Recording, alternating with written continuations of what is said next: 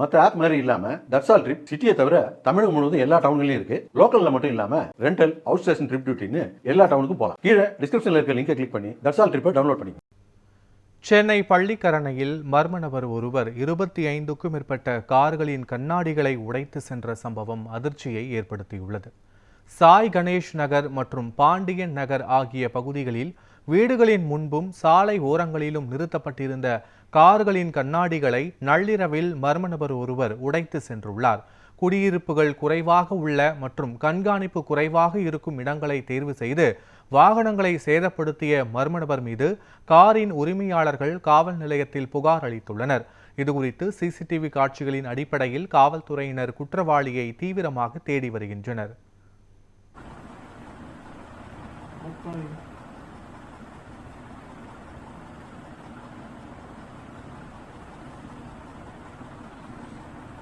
இது மாதிரி வியூ இருக்கா உங்ககிட்ட?